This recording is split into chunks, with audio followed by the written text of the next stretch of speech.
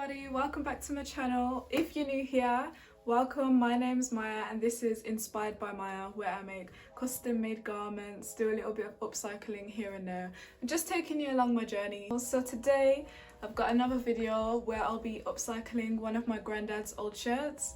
I'm just gonna be spicing it up a little bit, adding a little bit of, you know, and yeah, I'm gonna show you the shirt actually. So the shirt is a little bit oversized. I don't even know what size it is. It is oversized and I want to kind of slim it down slightly. Not too fitted, but I just don't want it to be so baggy. So I'm going to do that, and then the plan is, I was inspired by this photo here, and basically I'm gonna cut it and add the red in. I think it will look so good. I'm actually really excited for this. It's really easy as well. Honestly, it's easy to funk up your clothes, but let's get into it.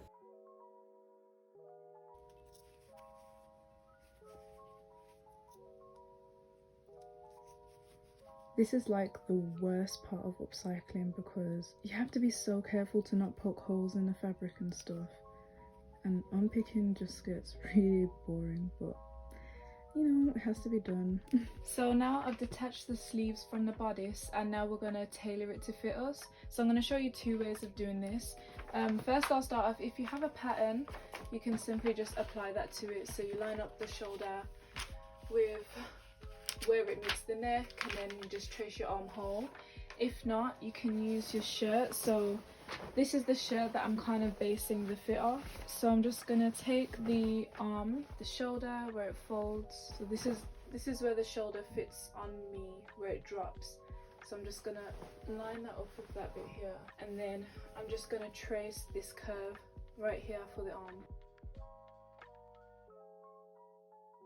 So now we need to add seam allowance to sew the sleeves back to the bodice, and when you're doing this you want to think about how you're going to finish the inside of your garment. So now we're going to get the ideal width of the body that we want. So I'm going to take the fit of the shirt that I like, and I'm going to line it up with the collar. I'm just going to straighten out this side seam line because this is the one that we're going to be tracing. So I'm just going to mark this side seam now with a straight line. Your markings will be a bit rough at first, but it's always going to be like that. So now I'm just going to connect these lines up to the bottom of the armhole. And again, you're just going to add your ideal seam allowance, and make sure that you connect this with the bottom of the armhole. So now that I'm happy with the markings on the front, all I'm going to do is cut out the front according to the seam allowance, and we're going to start working on the back because the armhole is actually different on the front and back. So now that I've got the front piece cut, we're going to start planning out the back. Now I know that we added seam allowance for the shoulder, so I'm going to put the pattern at the line of where the seam allowance starts, and I'm just going to trace this onto the back of the body. I'm just going to line up the body again so that the fronts connect as they would when you're wearing it. I'm just going to cut along those lines that we made again for the back, but for the side seam I'm going to keep it exactly the same. So I'm going to follow this, and then I'm just going to cut out the armhole at the back. So now that we've got our front and back fitting done, you just want to copy, oh my gosh, my belly rumbled. You just want to copy your front over to the front and the back over to the back so that it's the same on both sides, and then we can move on to the sleeves. If you have a yoke on your shirt, which most usually do, when you're copying the pattern over, you really want to make sure that the yoke matches up to the same width so that when we sew it all back together everything lines up properly. And also I have pleats in my shirt, so you just want to kind of smooth everything in its correct way. I don't know how to explain it, but you want everything to be as symmetrical as possible for it to look as good as possible. So now my shirt is cut to the ideal size, we need to shape the sleeve so that it fits the armhole. So now you need to know which is the front of your sleeve and which part is the back. Now when I had the sleeve on, this bit was on the inside, so that means this side is the front and this side is the back for me, but you know what, they look exactly the same, to be honest. Okay, anyways, we're pretty much doing the same thing that we did before. Can you see that? Yeah. So now, because I actually have a pattern already made, I have a sleeve to go with this, which is what I'm going to be using. But if you don't, again, you can use your shirts or whatever top you are copying it from. And what I like to do is, say this is the front, I like to line up the top of the sleeve with the edge of the shoulder, the sleeve, you know what I mean. And you're just gonna mark this line, so this one's the back, and then the front you'll do the same. So you'll flip the sleeve and mark this one. This one's a little bit more curvier at the front. So I've got my sleeve pattern here. Here's the back and the front. And I just want to show you, it's ever so slightly sometimes, but the front is just a little bit steeper of a curve, just so that it fits our body a bit better. Make sure you include your seam allowance. This is what your sleeves look like. You should have your bodies. Now we're just going to sew it together. So now I'm going to show you how you insert a sleeve. I've marked the front and the back here.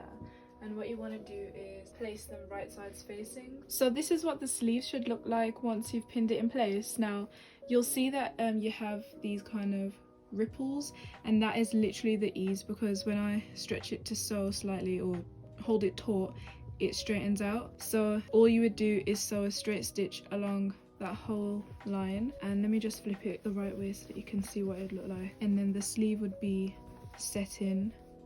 Oh my gosh, you can't see. So the sleeve would be set in like that. This is one method of inserting a sleeve, which I find the easiest, but I'm going to show you another method now. So for the second method of inserting a sleeve, you want to sew the side seams of your body. So I'm just going to do a straight stitch down the side. I forgot to mention as well that you need to have your fabrics right sides facing. So once you've got your side seam all sewn up, you might want to give it an iron so that it lays flat. But also, if you're planning to finish your seam differently, you'd want to do that now, because when we insert the sleeve you can't really do that afterwards. And also, now is the time to test the fit of your body, so try it on, see if you're happy with it and make any adjustments. So I've just decided to do a bias bound seam, and this is what it looks like, and my armhole is ready to have the sleeve attached. The sleeve, what you're going to do is take it right sides facing and pin the corners together, and all you're going to do is sew your straight stitch down the side of the sleeve, and obviously just like we did with the body, you're going to finish it however you want.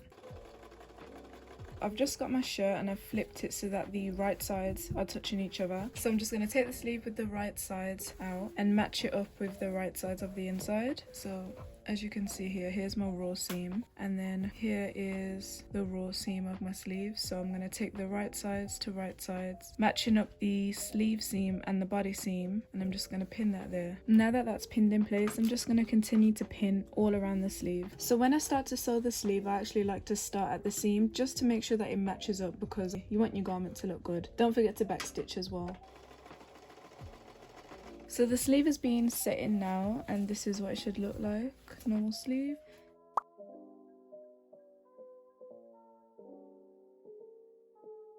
So I've finished the inside of my sleeve how I want it to be, and now we're ready to start marking where we're going to cut the shirt to sew the red fabric on. So now I'm just going to refine those markings that I made. Now in the reference image, when the red fabric gets introduced, it's pretty much seamless, like it works in a line like that. I don't know, I'm not being clear. Basically, when the red fabric is introduced on that shirt, it actually drops all the same throughout the sleeve onto the body, and that's actually what I want. So I'm going to just mark the line that I want.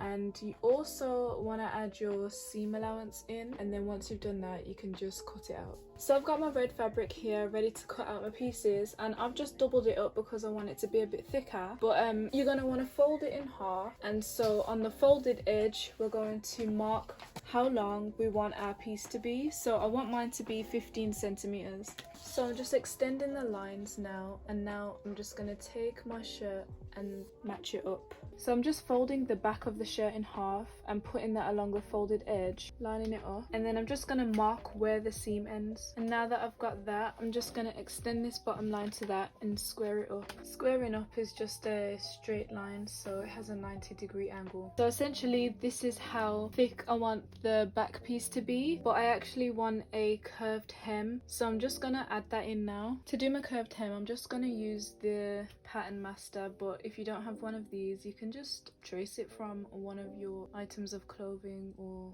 draw it in. Now we need to add our seam allowance. So now I'm just going to cut this piece out, and you want to do the same to the front, but for the front piece I'm not going to add a curve in. So here are my pieces, the back and the front, and all we're going to do is line up the side and connect them. I actually want to split in the side of my shirt, so I'm going to stop sewing around here and I'm going to leave this bit open, and I'll show you how to finish it. Before you start sewing, just double check that all your pieces match up to the back and the front. My front piece was actually just a little bit longer, and obviously we don't really want to have to unpick, so just double check. So I'm ready to start sewing my side seam now, and this dot is where I'm going to stop because that's where I want my split to be. I've already finished my edges. I just did a zigzag stitch. I'm just going to sew until this dot here, and I'm going to do a back stitch. So this is what the seam looks like from the right side, and in order to finish these edges you just want to fold them back the amount of seam allowance that you used, and you want to give them an iron. So now that that's been ironed out, we're just going to do a stitch going all the way up here, across here and back down. So now we're ready to attach these pieces to each other, and what you want to do is flip it so that they're right sides facing. So where I did the splits, or if you've just done a normal straight stitch, you want to line that up with the side seam of the shirt and pin that in place, and do the same to the other one. And you're just going to continue pinning all around, and then once you've got that pinned, you're going to do a straight stitch all around it. Now that you've got the red cotton attached to the shirt, you want to iron the seam allowance so that it's pointing towards the red fabric, and just do a neat top stitch. Now we need to move on to the sleeves. So for the sleeves, all I did was measure this circumference here. So mine was about 15.5 centimeters. And then I laid a piece of the red fabric out on the fold, and then I measured from the fold 15.5 centimeters, and then I added my seam allowance on the bottom, top and sides, and then when I open it up, that's basically the width of the arm.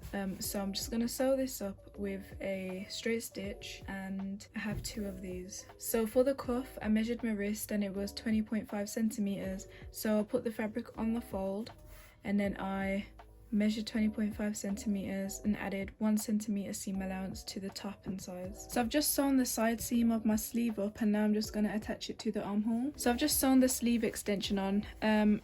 It looks a bit crooked because I was just cutting it, but I'm going to do a zigzag stitch to neaten up the edge. So I've just zigzag edged the sleeve edge so that it doesn't fray. Now we need to add the cuff on. So this is what your sleeve should look like. And with the cuff, so you're going to take your piece, fold it right sides facing, and then obviously using your seam allowance, sew a straight stitch down the side. Once you've done that, you're just going to fold it so that it has a nice clean finished edge. Really and truly as well, you should iron this, but I'm just being a bit lazy now. So you're going to fold that, and then we're going to have to put some gathering stitches into this sleeve just so that it fits the cuff. So to do that, you want to put your stitch length on the longest setting, and when you sew, you don't want to back stitch. Then you're just going to pull the top thread only or the bottom thread only to gather it up, and then you want to place it just like that, how I've done it, right sides touching, line up your side seams, and then do a straight stitch all around. So earlier when I was sewing this, I actually made a mistake. I pinned the back to the front and the front to the back, so I had to unpick it all and do it again. But once I've fixed this error, all I'm going to do is hem the bottom of it, and the shirt is completely finished, so I'll do the final reveal.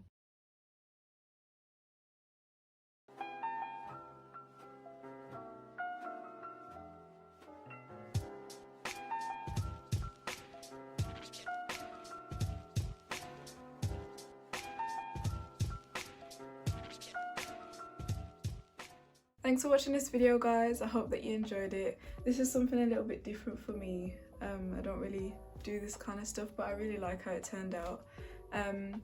Yeah, I hope the tutorial was clear enough to understand, and if you have any suggestions of things that you want me to make, please leave them in the comment section down below, and also like and subscribe.